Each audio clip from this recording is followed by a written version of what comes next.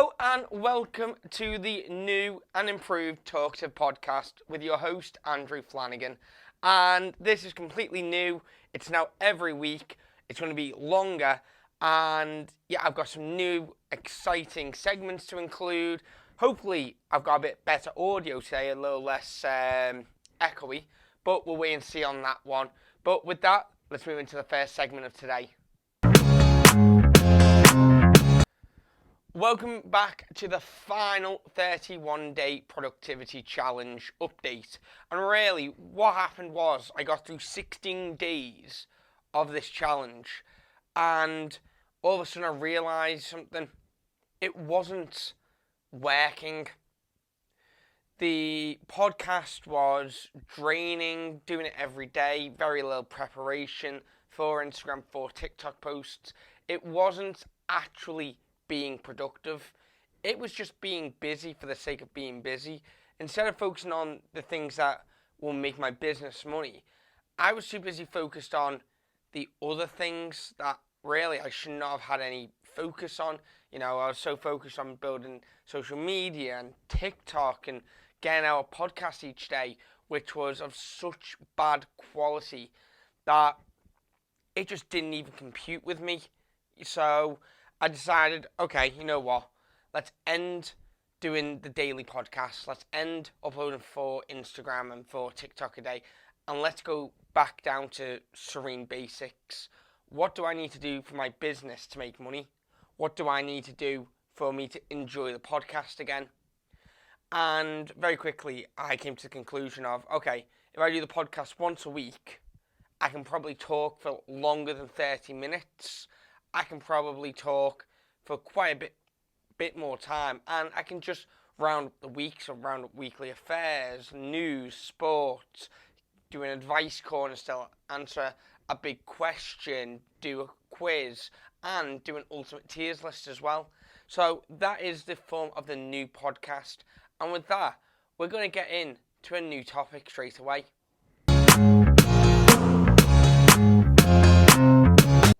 Welcome back to the ultimate tier list. Each week I will be taking on a new list and giving my personal opinion on where things deserve to be placed, really. And today's tier list is actually going to be split up into 4 episodes. So you'll have it this week, next week, the week after, and the week after that. Because when I began doing this tier list of Premier League 21-22 summer signings, there's been that many of them that I would be here for an hour or two if I decided, I'm gonna get it all done today. So instead, we're looking at the first 5 teams in the Premier League, and how this has been decided is I'll actually show you the table. So I have a table here that has basically looked at their appearances, goals, clean sheets, assists, appearances, and where they play. And basically, out of that, I have managed to get myself to a position that I have enough knowledge to be able to basically place them where they need to be placed. And at the end of each episode, I'll be putting a best signing in. So best signings, I think, is from Arsenal to Burnley, etc., etc. And we're going to begin with Arsenal. And the first man is Aaron Ramsdale. Now, he has had an exceptional season for Arsenal. He came in, £30 million. No one believed he was a good signing. No one believed that it was a good move for him. But ultimately, he's proved all the doubters wrong. He has been absolutely phenomenal, and straight away is in as a great signing for the team, especially if they get 4th place. He has made such a big difference to that team.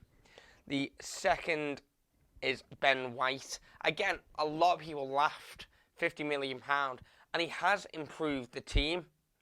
He has definitely improved the team. He has been a good signing for them. Whether you class him as great, I don't know, but I'd say he's been a bit better than mediocre, because they were nowhere near last year, and this year I think they've kept something like 13 clean sheets, which, if I remember correctly, if I remember correctly, technology is just not my thing. If I remember correctly, I upload this again. He's made 31 appearances and 13 clean sheets. And for 50 million, I would argue greatly that he has been a great signing. I know all these have muddled themselves up again. So, Ben White in the great signing. The next on the list, because I'll be doing these in order of what I've got here, is Nuno Tavares, 7.2 million from Benfica, 18 appearances, 3 clean sheets, 1 goal. It's not a bad return, in truth, for 7.2 million. It really is not a bad return at all. However, I am going to be controversial and say that he's only really mediocre at best. You know, he hasn't really done much. Next on the list, because I'm going to have to keep flipping between these two, is Tomiyasu, 17 million, has been great for Arsenal. He's come in and he's shored up the defence. You can see from his stats here, 17 and 7 clean sheets. Again, I don't know what more you could possibly ask. Great bit of business from Arsenal. You know, so far Arsenal signings have, for the best part, been great this summer. To go from, I think it was 8th and 9th last year, to probably going to finish in the Champions League this year, it's a detriment for what Arteta has managed to do and the signings he's managed to bring in. Next up is Lokonga. I'm going to be honest. Looked at his stats, 17 games, nothing really to show. You know, it's a bit of money. It is a bit of money to spend, and I'm going to be quite brutal here and put him in the poor signing. He's a talent for the future, potentially, and he could go in there. So actually, I'm going to put him in maybe good in the future. I haven't checked how old he is. Bear with me. Let me actually check that before I look like a right melon. But I'm pretty sure he is still quite young. So, Lokonga.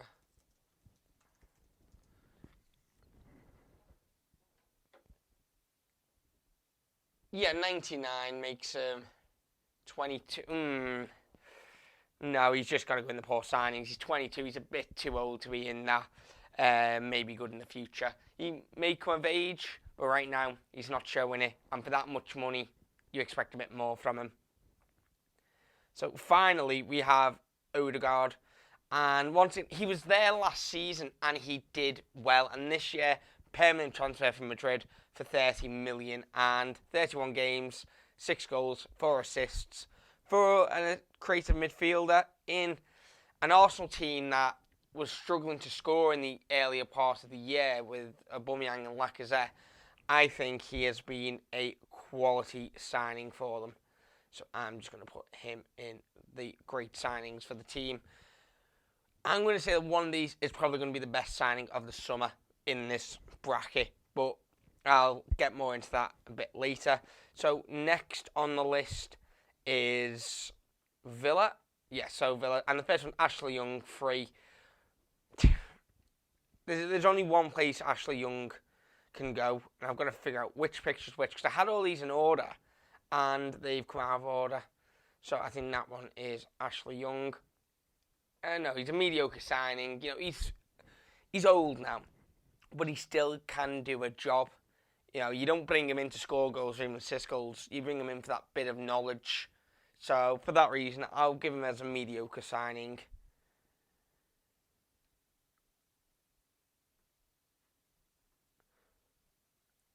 So what we're going to do now is we're going to take a brief intermission while I just put all these in order so I know who is who. And we are back. A little bit of editing there, and I've put them all into some order so I know who's who. Because I don't support any of these teams. I don't really spend a lot of time watching these teams. So next on the list is Buendia.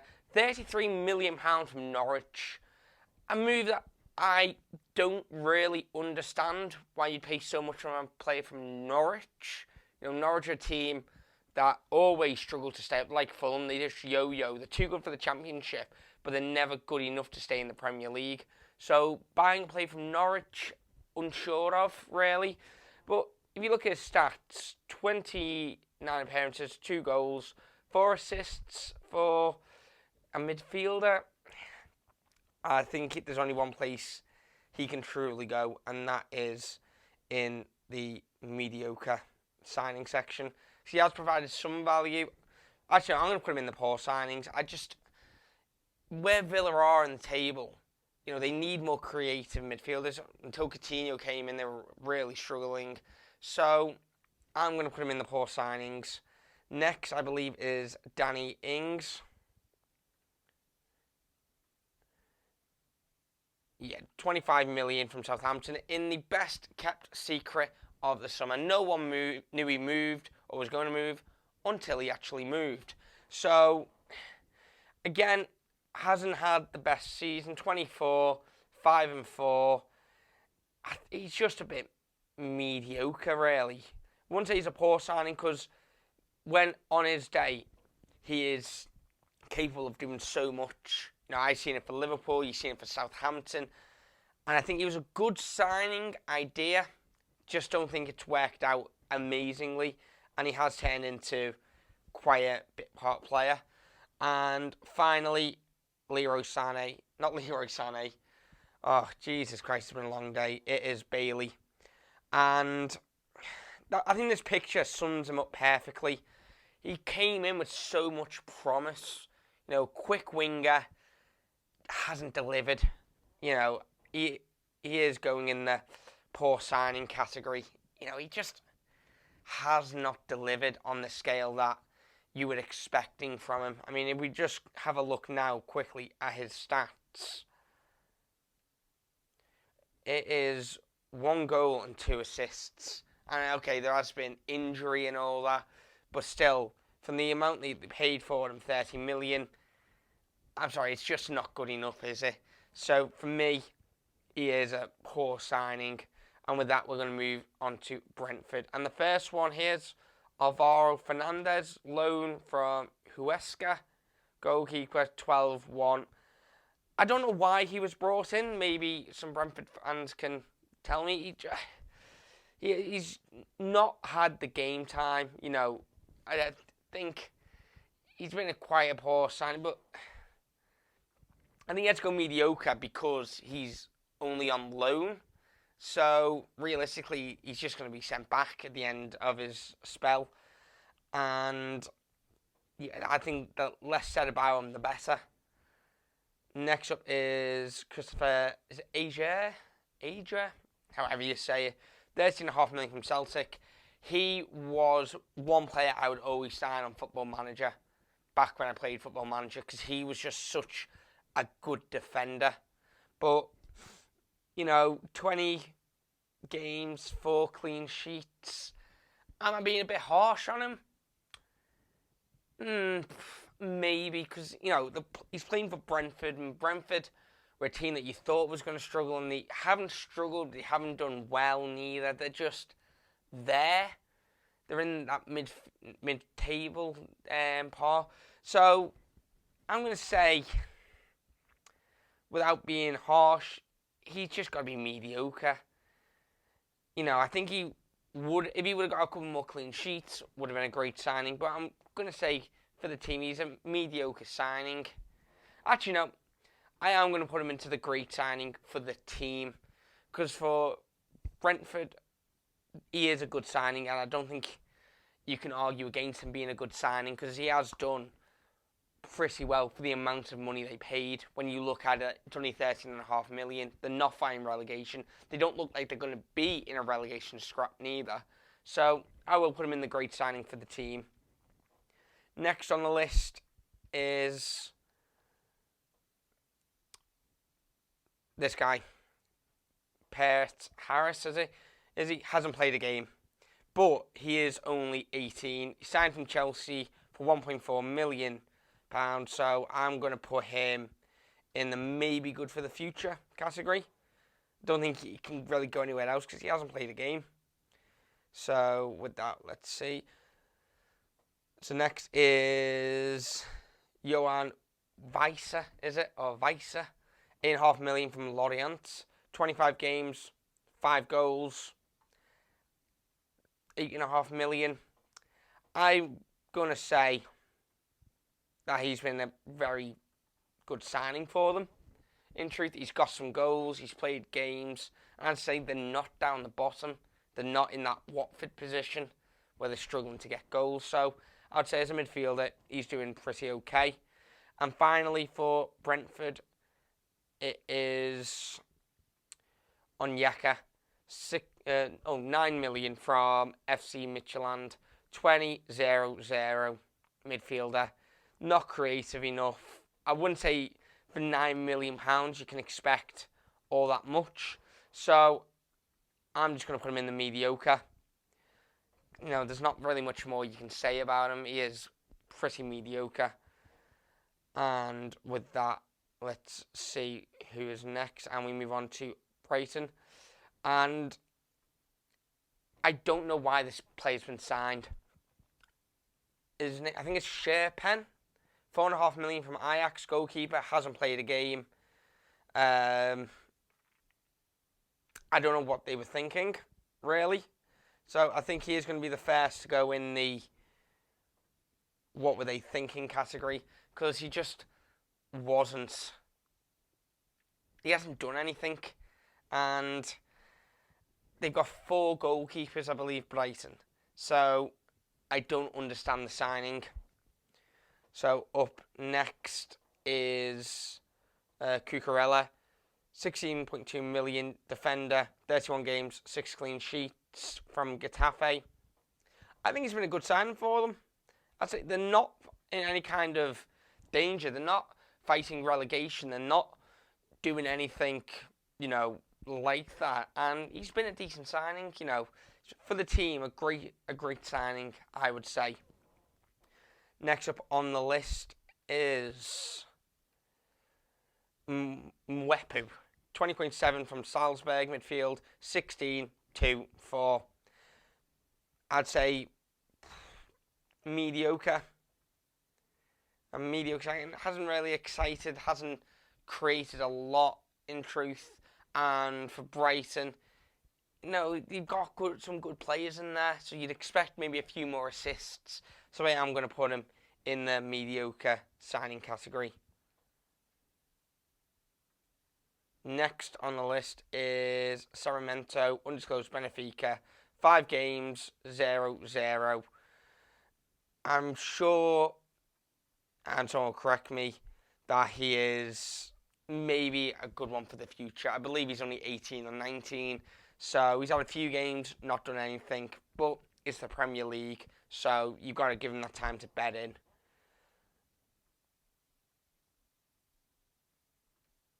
Up next, these two are out on loan, so I didn't actually bother to put them in. So on to Wayne Hennessy. I think he's been brought in as a third choice goalkeeper. 2 appearances, no clean sheets. I think he's just, I'd say a backup. So I'm going to put him in the mediocre signing category because he did come in on a free. So I think it'd be rather harsh to put him in the poor signing category. So next is Nathan Collins, 12.8 from Stoke, 14 games, 5 clean sheets, 2. Hasn't done anything now, really. So I think this is going to be the first in the. Oh, not the.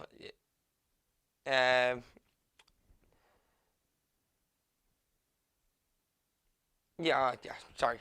Forgot where I was then. I'm going to put him in the what were they thinking category. Because I think that's harsh. Poor signing category.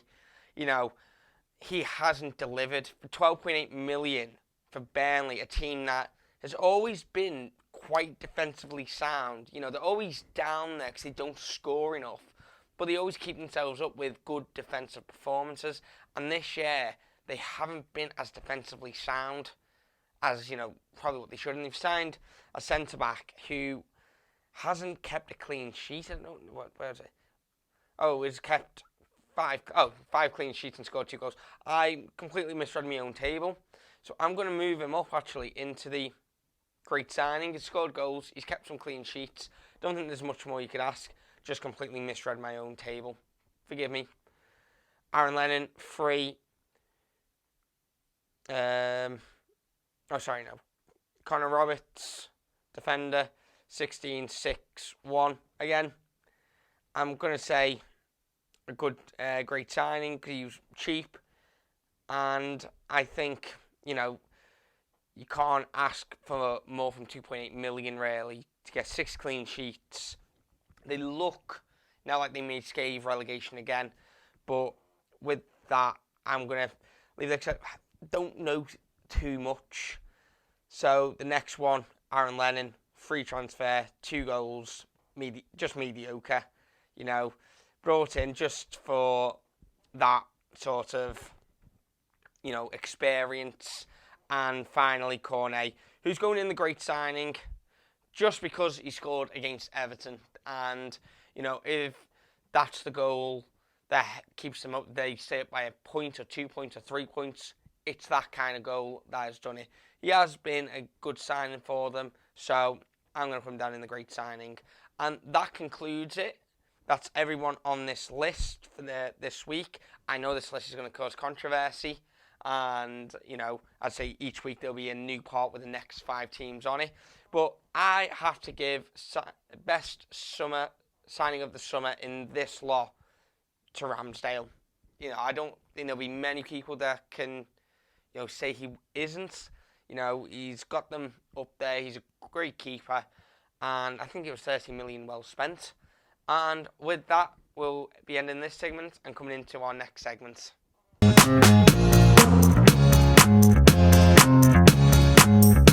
And welcome to another new segment, the Weekly Roundup. This is where I have scoured the internet and the newsrooms for the best stories around and to give my 10 cents on it for what it's worth. And the first one, I think it's the biggest news of the week.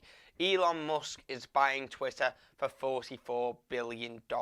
It works out around $54.6 per share.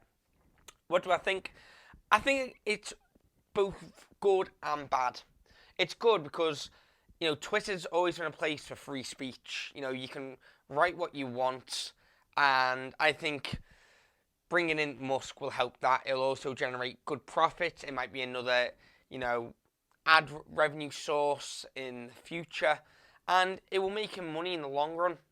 However, Twitter is dead. And the reason Twitter's dead is because, you have the right to that free speech. So you can create anonymous accounts and start hating on people, calling them, being xenophobic, bigoted. And to a lot of people, especially people in the public eye, the racism, death threats, there has to be a limit on free speech. And I know that sounds oxymoronic to say, well, you've got to limitate something that should have the complete freedom to say. But when it comes to, racism, xenophobia, homophobia, things like that, there's no place for it in society. And I think if you allow that to continue, you drive away the vast majority of Twitter users, people who, especially in the public eye, like when Saka missed the penalty for England, the racial abuse he got for it, when, Maguire had receiving death threats,